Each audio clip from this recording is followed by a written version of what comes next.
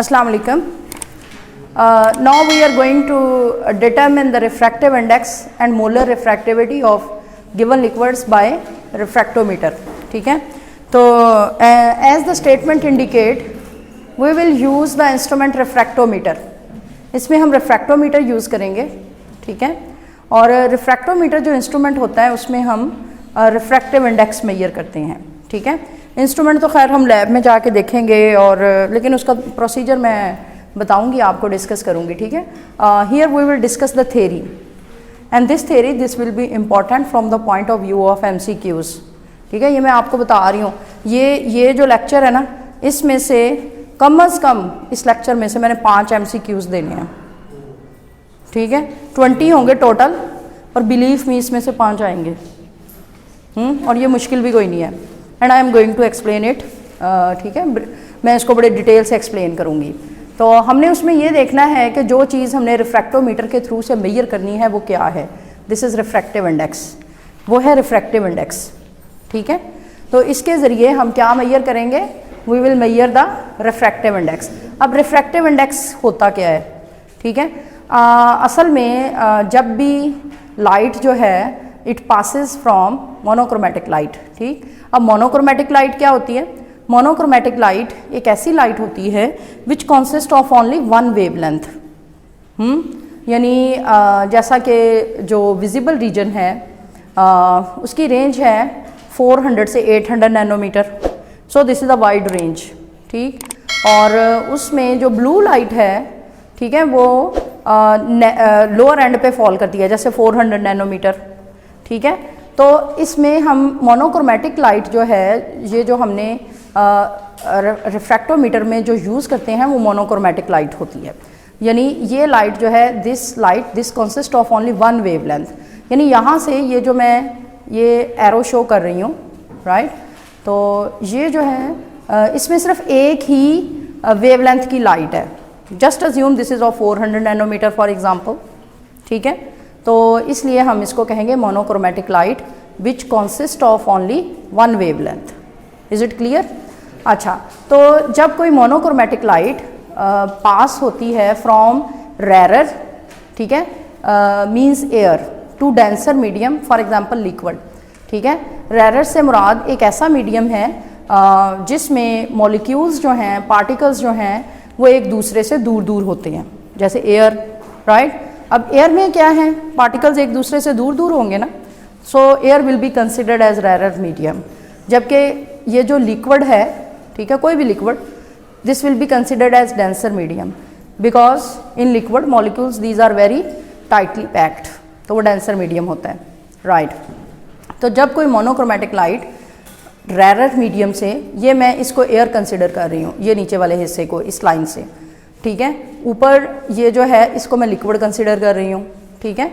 तो वो वाली लाइन जो कि इस रेरर मीडियम को यानी एयर को इस लिक्विड से सेपरेट करती है, वो ये वाली डैश्ड लाइन है और इसको बोलते हैं नॉर्मल। क्या बोलते हैं इसको? This is called as normal which separate the rarer medium from denser medium, ठीक है।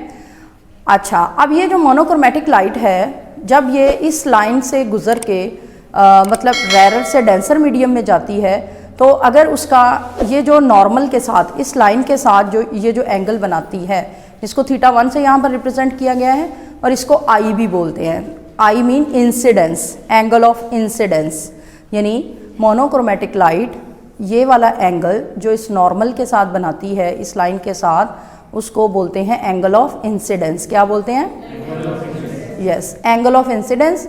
और फिर जब ये बाहर निकलती है, मतलब रेरर से डेंसर मीडियम में, तो बेंट हो जाती है, bent, it is bent towards the normal. So you can सी, अब इसकी डायरेक्शन तो ये है ना, ऐसे, लेकिन जब यहाँ से निकल के ये यहाँ आई डेंसर मीडियम में, तो ये नॉर्मल की तरफ बेंट हो गई, ऐसे ही है ना, ठीक है। तो अब इसमें क्या होता है कि ये वाला एंगल ज़्यादा होता है, ये वाला, और ये वाला एंगल कम होता है। You can see from here as well, क्योंकि देखें ये वाला एंगल ज़्यादा है ना, इसकी वैल्यू ज़्यादा है। ये देखें ये वाली आर्क जो है ये ज़्यादा है, जबकि ये वाली आर्क छोटी है। तो इसका मतलब ये हुआ कि हमेशा एंगल ऑफ इंसिडेंस जो है वो ज़्यादा होता है और एंगल ऑफ रिफ्रैक्शन जो है रिफ्रैक्शन वो कम होता है। इसको बोलते हैं रिफ्रैक्शन, यानी इसमें ये थोड़ी सी ये नॉर्मल की तरफ बेंट हो गई है, उसने अपना वे ऑफ एक्शन चेंज कर लिया है, यानी पाथ उसने चेंज कर लिया है। होना तो ये चाहिए ना ये लाइन यहाँ से ऐसे यहाँ तक जाए, ऐसे तो नहीं है, ये ऐसे हो जाती है, बेंट हो जाती है टुवर्ड्स नॉर्मल। ठीक है, तो इसको हम रिफ्रैक्शन ऑफ लाइट बोलते हैं। This is called as refraction of light. ठीक है, अच्छा अब ये स्नेल्स लॉ के मुताबिक जो हमारे पास रिफ्रैक्टिव इंडेक्स है इसको हम n से रिप्रेजेंट करते हैं। ठीक है, तो दो मीडियम में जब लाइट पास होती है तो जो रिफ्रैक्टिव इंडेक्स है this is equal to sine of I divided by sine of R. I आपको पता है एंगल ऑफ इंसिडेंस है, वो आप यहाँ से मेजर करेंगे, और आर जो है एंगल ऑफ रिफ्रैक्शन है वो यहाँ से लेंगे। तो n बराबर होता है, हर लिक्विड के लिए रिफ्रैक्टिव इंडेक्स की वैल्यू डिफरेंट होती है। ठीक है, अच्छा इस वजह से हम डिफरेंट, अगर आपके पास दो लिक्विड्स हैं फॉर एग्जांपल, उनका कलर सेम है, अपीयरेंस उनकी सेम है और उनकी जो है डेंसिटी भी एक जैसी है, यानी लुक वाइज वो एक जैसे लग रहे हैं, तो आप अगर उनका आप refractive index by mean of refractometer measure करें तो वो डिफरेंट आएगा। ठीक है, तो इस तरह आप कह सकते हैं कि ये दो डिफरेंट लिक्विड्स हैं। अच्छा जी, अब क्या है कि अगर आप एंगल ऑफ इंसिडेंस को इंक्रीज़ करें विच इज़ दिस वन, ठीक है, तो आर जो है वो भी इंक्रीज़ होता है, एंगल ऑफ रिफ्रैक्शन भी इंक्रीज़ होता है। अब एंगल ऑफ इंसिडेंस किस तरह से इंक्रीज़ कर सकते हैं कि ये वाली लाइट जो यहाँ से हम कर रहे हैं तो इसको हमने इंक्रीज़ करना है ना, तो यहाँ से यानी ये वाला एंगल बढ़े, यहाँ तक आ जाए, और लेकिन इसका पॉइंट मीटिंग पॉइंट यहीं पे होगा। Anyways angle of incidence increase करेंगे तो एंगल ऑफ रिफ्रैक्शन जो है वो भी बढ़ेगा। अच्छा, अगर आई जो है 90 डिग्री हो जाए, यानी अब यहाँ पर क्या है यही हो जाए, हाँ तभी 90 डिग्री होगा ना, यहाँ तक आई की वैल्यू 90 डिग्री तब होगी जब ये वाली इंसिडेंस जो रे है वो इस डायरेक्शन में चल रही हो। राइट, समझ आई बात की? तो फिर ये जो एंगल है वो यहाँ तक आ जाएगा और आई की क्या वैल्यू हो जाएगी 90 डिग्री।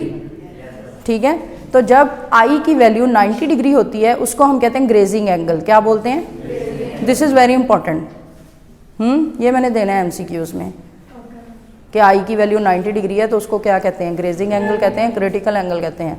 अच्छा, तो जब आई की वैल्यू 90 डिग्री हो जाती है तो आर जो है this reaches its maximum value, तो फिर आर की भी मैक्सिमम वैल्यू होती है और उसको फिर बोलते हैं क्रिटिकल एंगल। राइट, तो ये दो चीज़ें इंपॉर्टेंट हैं।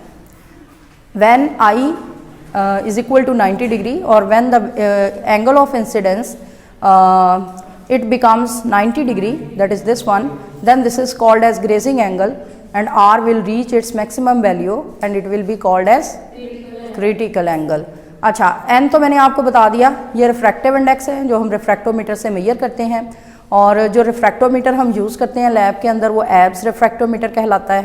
ठीक है, अच्छा अब ये जो रिफ्रैक्टिव इंडेक्स है this not only depend upon temperature but also wavelength of light used. ठीक है, तो अब इसका मतलब ये हुआ कि हमारे पास अगर एक लिक्विड है फॉर एग्जांपल और उसका रिफ्रैक्टिव इंडेक्स हमने फॉर एग्जांपल 20 डिग्री सेंटीग्रेड पे इस रिफ्रैक्टोमीटर से मेजर किया तो उसकी हमारे पास कोई वैल्यू आएगी। ठीक है, और फिर हमने क्या किया, या टेम्परेचर चेंज हो गया, यानी पहले सर्दियाँ थीं फिर गर्मियाँ आ गई, हाँ, तो फिर हमने 40 डिग्री सेंटीग्रेड पे रिफ्रैक्टिव इंडेक्स मेजर किया, तो क्या होगा कि एक ही लिक्विड की ये जो n की वैल्यू है इस रिफ्रैक्टोमीटर के थ्रू से वो डिफरेंट आएगी। तो इसका मतलब ये हुआ कि जो n है रिफ्रैक्टिव इंडेक्स वो कोई इतनी बेनिफिशियल वैल्यू नहीं है, हाँ, because this depend upon temperature as well as wavelength of light use. Wavelength के चेंज करने से भी रिफ्रैक्टिव इंडेक्स जो है वो चेंज हो जाता है। तो इस डेफिशिएंसी को ओवरकम करने के लिए फिर हम ये स्पेसिफिक रिफ्रैक्शन यूज़ करते हैं। स्पेसिफिक रिफ्रैक्शन में ये फॉर्मूला लगता है, दिस इज़ ऑल्सो इम्पॉर्टेंट, यानी स्पेसिफिक रिफ्रैक्शन को R से रिप्रेजेंट करते हैं और उसका फॉर्मूला है n² - 1 divided by n² + 1 × 1/d, where d is density. ठीक है। तो लिक्विड की अगर आप डेंसिटी लगा देंगे और जो रिफ्रैक्टिव इंडेक्स आपने कैलकुलेट मेजर किया है उसका स्केयर लेंगे, उसको ऊपर -1 नीचे +1, तो आपके पास स्पेसिफिक रिफ्रैक्शन आ जाएगा, ठीक है। And this value is temperature independent. अब ये टेम्परेचर पे डिपेंड नहीं करती, this is also very important. यानी रिफ्रैक्टिव इंडेक्स जो है वो टेम्परेचर डिपेंडेंट है, but specific refraction this is temperature independent. इसके अलावा एक और वैल्यू है which is also temperature independent, वो मोलर रिफ्रैक्शन है। This is also important. इसका फॉर्मूला भी इसी तरह ही है। आपने क्या करना है, आर के सबस्क्रिप्ट में एम्प लगाएंगे, मोलर रिफ्रैक्शन हो जाएगा n² -1, ठीक है, डिवाइडेड बाई n² +1 इंटू, चूँकि मोलर रिफ्लेक्शन है मॉलिक्यूलर वेट शामिल कर देंगे, डिवाइडेड बाय d, तो ये मोलर रिफ्रैक्शन हो जाएगा। एंड मोलर रिफ्रैक्शन जो है ना सिर्फ ये कि टेम्परेचर इंडिपेंडेंट प्रॉपर्टी है लाइक स्पेसिफिक रिफ्रैक्शन, ठीक है, बल्कि ये एक एडिटिव और कंस्टिट्यूटिव प्रॉपर्टी है। अब ये एडिटिव और कंस्टिट्यूटिव प्रॉपर्टी है, इसका क्या मतलब है ये आप लोगों ने खुद नेट से जाके ढूंढना है, मैंने आप लोगों से पूछना है, लेकिन इससे रिलेटेड मैंने MCQ ज़रूर देना है कि एडिटिव और कंस्टिट्यूटिव प्रॉपर्टीज़ जो हैं वो क्या होती हैं, right. So this is your homework. अच्छा, इसके बाद प्रोसीजर में क्या होगा, ये तो खैर रिफ्रैक्टोमीटर जब हम लैब में इंशाल्लाह कल ये एक्सपेरिमेंट करेंगे तो फिर मैं डिटेल में बताऊंगी। एक्चुअली रिफ्रैक्टोमीटर के अंदर हम जस्ट ड्रॉप लिक्विड के उसकी स्लाइड के ऊपर रख देते हैं, ठीक है, और फिर जस्ट हमने उसको क्लोज करना है और फिर रीडिंग ले लेनी है। वो तो खैर कल मैं डिटेल से आप लोगों को इंस्ट्रूमेंट बताऊंगी, ठीक है। सो यहाँ पर जो समझने की बात है वो क्या है, वी विल हैव लिक्विड 1 2 3, हमारे पास 3 तरह के लिक्विड्स होंगे, ठीक है। उनका रिफ्रैक्टिव इंडेक्स हमने रिफ्रैक्टोमीटर से ले लेना है, वो यहाँ पर हम एंटर करेंगे। उनकी डेंसिटी जो है वो भी आपको प्रोवाइड की जाएगी, ठीक है, और मॉलिक्यूलर वेट जो है लिक्विड्स का वो भी बताया जाएगा, ठीक है। और उससे फिर आपने स्पेसिफिक रिफ्रैक्शन और मोलर रिफ्रैक्शन ये वाले फार्मूलाज लगा के तो कैलकुलेट कर लेनी है। समझ आई बात की? तो this is about the determination of refractive index, molar refractivity as well as specific refractivity by mean of refractometer. Any questions? समझ आ गया? अगर कोई बात है तो आप पूछ सकते हैं, ठीक है, और कल इंशाल्लाह हम इसको परफॉर्म करेंगे, राइट? ओके।